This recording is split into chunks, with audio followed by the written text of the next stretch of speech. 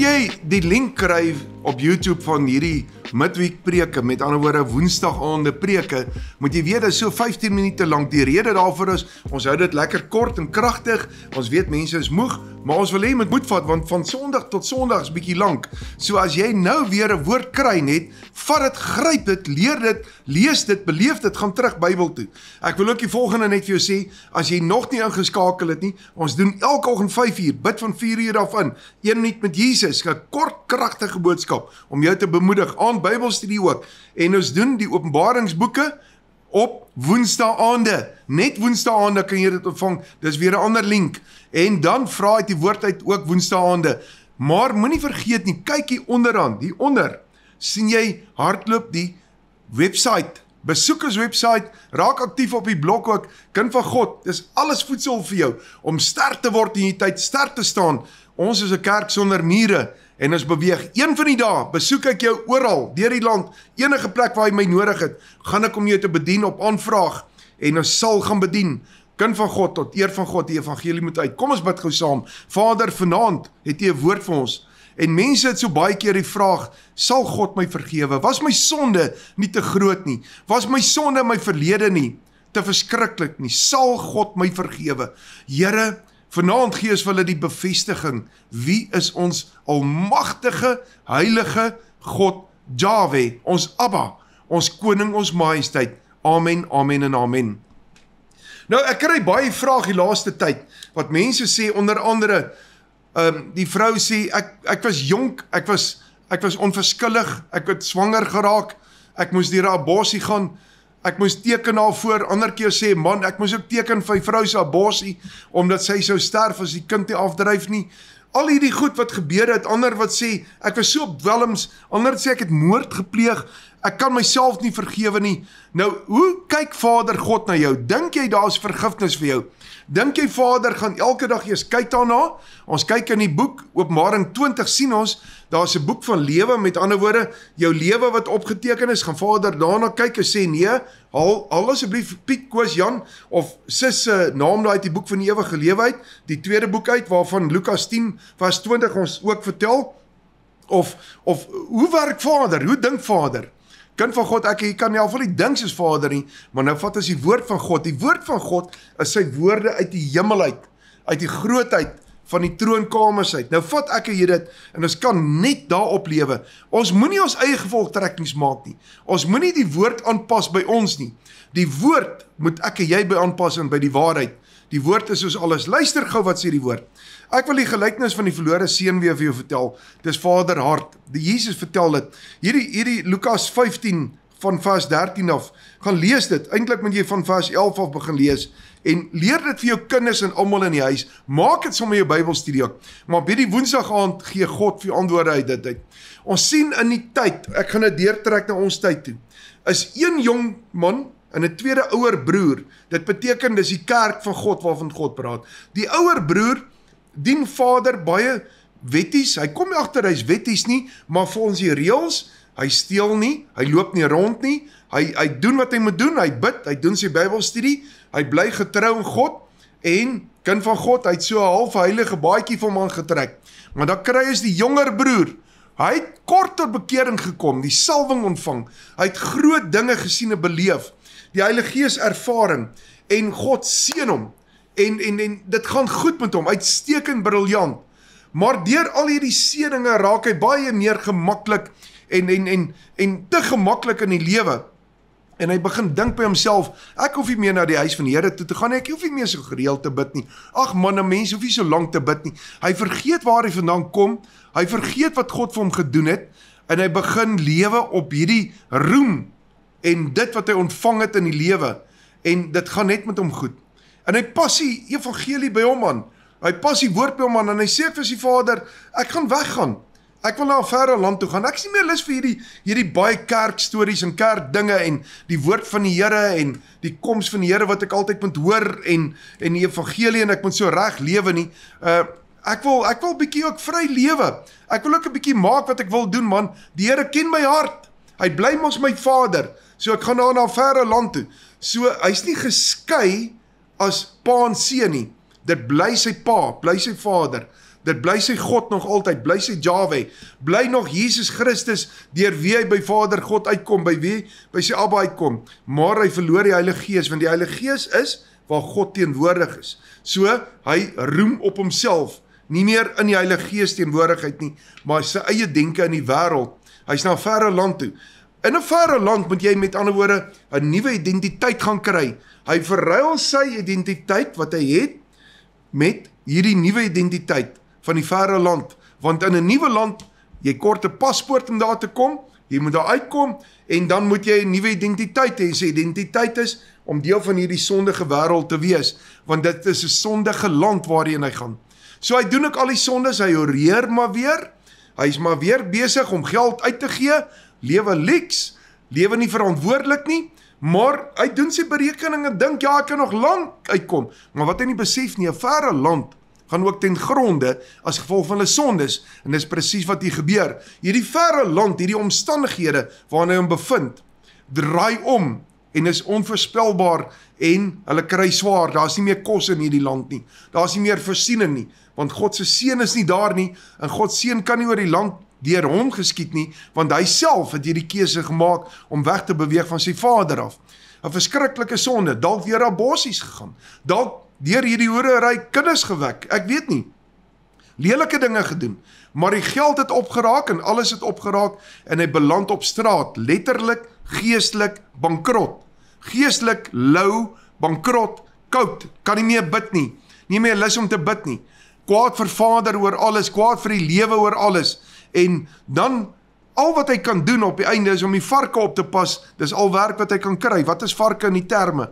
Sondags, waarheen stuur Jesus die demone? In die varke in. Met ander woorde, in hierdie demoniese wêreld lewe hy, en hy is daar besig, en hy is daar aktief, en dis al wat hy het, en hy sien hoe eet hierdie varke die pele, en hy dink terug in sy vroeë jare, toe die Here in waarheid gedien het hy brood gehad, lekker spys gehad, nou kan hy nie eens die pele kry van die varke nie, en hy sê vir homself, ek gaan terug na my Vader toe, klaar, ek gaan terugstap, ek het nie meer die geld, ek het nie meer die vermoëns nie, maar waaragtig, dag vir dag, tree vir tree, gaan ek terug. Wat is dit? Wedergeboorte, bekering, ware bekering nou, ek laat my liewer doop, ek doen liewer wat God sê, nie meer wat ek dink nie, ek pas nie meer die Bybel by my aan nie, ek luister nie meer na die preke wat my pas nie, maar ek kom by die waarheid uit, ek is nie meer kwaad vir die huis van die Here nie, maar ek maak 'n verandering deur die lig en die waarheid te wees, en ek begin stap hierdie pad, en hy loop hom terug. En so stap hy hierdie pad terug, in sy ware wedergeboorte. Daarom is ware wedergeboorte en doop nie maklik nie, want dis 'n pad wat jy nou begin loop, terug na Vader toe, met jou nuwe identiteit. So die ou sondige identiteit sit ek neer, ek soek 'n nuwe identiteit, seun van God. Maar ek is bereid om net 'n diensknegt by my Vader te wees, want die minste by my Vader liewer te wees, want skielik het ek nou nie meer die hoogmoed en die trots en hierdie eie ek en my eie sê nie. Ek is bereid om net 'n diensknegt by my God te wees, want net om 'n diensknegt by my God te wees, in die eerste plek seën hy sy diensknegte. Hy kyk na sy diensknegte, hy versorg hulle. Hy seën sy kinders nog baie meer. So ek gaan terug daar na hom toe. Nie oor om geseën te wees nie, oor dis reg, ek wil by hom wees, ek is lief vir hom. Al is ek 'n arbeider wat dag en nag werk by hom, maar ek gaan terug na my God toe. Dis 'n keuse. Ek verloor liewer al hierdie wêreldse belange, al hierdie gadgets en smart goed in die lewe, maar ek word ryk weer in my siel, en ek beweeg tot by hom. Maar weet wat is so wonderlik, en dis Vader se hart, en dis jou antwoord vanaand, is dat die engele kom rapporteer, hulle kom hardloop na Vader toe, en sê, Vader, u seun is op pad terug. Die woord sê die engele juig vir 'n bekeerling, en dis wat hier gebeur, hulle kom juig by Vader, die boodskappers kom na hom toe sê, u seun is op pad terug, en Vader het net gewag vir daai seun. Dis vir my die mooiste, hy het gewag vir sy seun om terug te keer. Wow, is dit nie fantasties nie? En hier kom sy seun aan, en wat doen Vader? Die wêreld sê, ons moet nie vergewe nie. Nou leer ons, hoe moet jy jou naaste ook vergewe, en hanteer, soos wat God sy seun hier vergewe het. Kom hierdie seun aan, vir jou vergewe het, of dogter, vergewe, dogter, jy moet mooi luister, kom aan, en Vader omhels, en sê, wow, jy's terug my kind, jy's terug, jy het die regte keuse gemaak, Ek weet hierdie pad wat jy geloop het was nie maklik nie. In my terme, hier sommer 'n lekker glas water vir jou. Mens wil die beste vir jou kind gee. Nee, dis nie al wat Vader doen nie. Vader sê, kom hier my kind, kom hier. Ek gee aan jou 'n nuwe ring, 'n goue ring. Ek druk hierdie ring aan jou vinger. Dit beteken autoriteit. Ek gee my goddelike autoriteit, die Heilige Gees teenwoordigheid in jou lewe. Jy het jou laat doop. Jy het tot ware wedergeboorte gekom. Jy het al besef, hierdie renasies oor kerke en renasies oor pastore en predikers en oor die woord is nie moeite werd nie. Ek sal 'n diensknegt wees. Ek sal net doen wat God sê. Toe doen jy dit en jy het so ver gekom. Jy het nou gekom.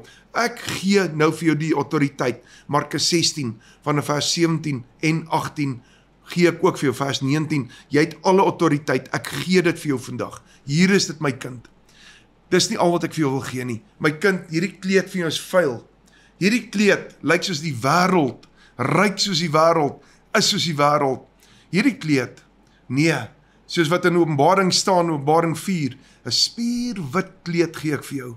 'n Spierwit kleed, Openbaring 2 en 3, 'n wit reiniging, 'n wit suiwerheid. Wat beteken dit? Ek het jou sondes vergewe.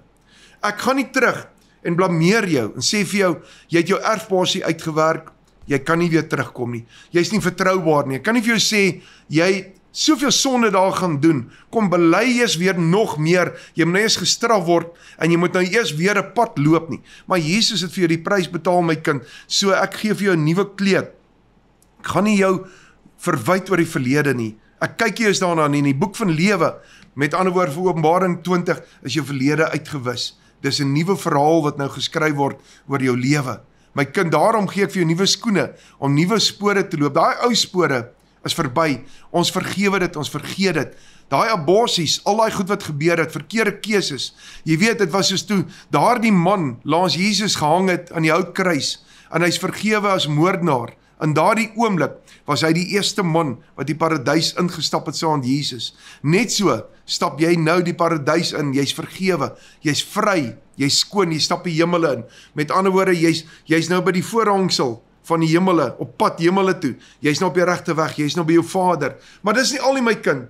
Ek wil hê jy moet geseënd lewe, want my kinders is geseënd. Dis wat God sê in Lukas 15. Hy sê jy moet geseënd wees. So daar's 'n vetgemaakte kalf. Vra jouself af, as jy bly in die woestyn ronddwaal en jy bly loop om die berg, kom jy by die beloftes uit van God nie.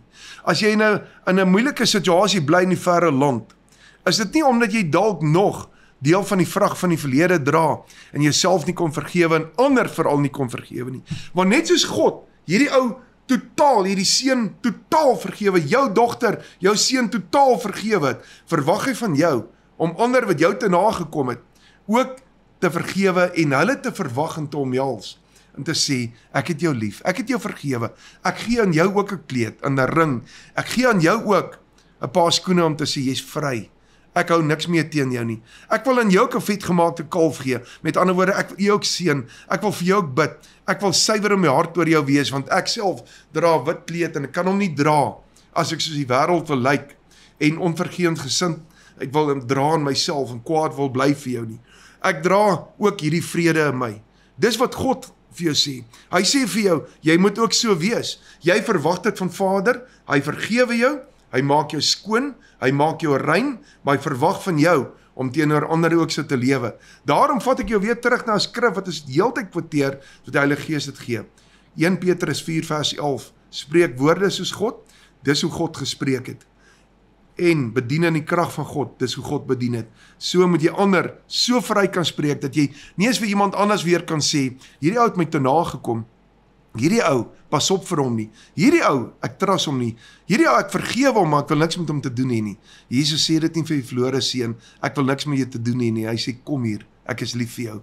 So moet jy ander hanteer, want jy wil so hanteer word, want daarom sê ek in Matteus 6, vergewe my, soos wat ek ander vergewe, Here. Kom ons bid saam, Here, mag ons wysheid ontvang deur hierdie woord, waarheid, en in die waarheid staan en dit uitleef. Here, asseblief, leer ons om die evangelie te verkondig, om in die wil te staan. Siele is belangrik in hierdie tyd. Berei ons voor om dit te kan doen, en dat ons doen wat U behaag. Ons sien nie voete, ons is lief vir jou God. Dankie dat U ons vergewe het. Dankie dat U hulle wat deur aborsies is, wat spyt is daaroor vandag, vergewe het. En vrygespreek het dat hulle self kan vergewe en ander kan vergewe. Dankie vir hulle wat, Here, keuses en besluite in die lewe gemaak het, wat verkeerd was. 1 Johannes 1 van vers 7 tot 9, spreek jy almal vry en vergewe ons elkeen. Dat is verlede nie ons toekoms bepaal nie, maar Jesus Christus bepaal dit. Ons is vry. Dankie Here. Amen, amen en amen. Geseënde week vir jou. Sondag weer livestream en onthou 1 minuut vir Jesus elke oggend. Dis jou keuse of jy wil aansluit by die groepe. Die Here God seën jou.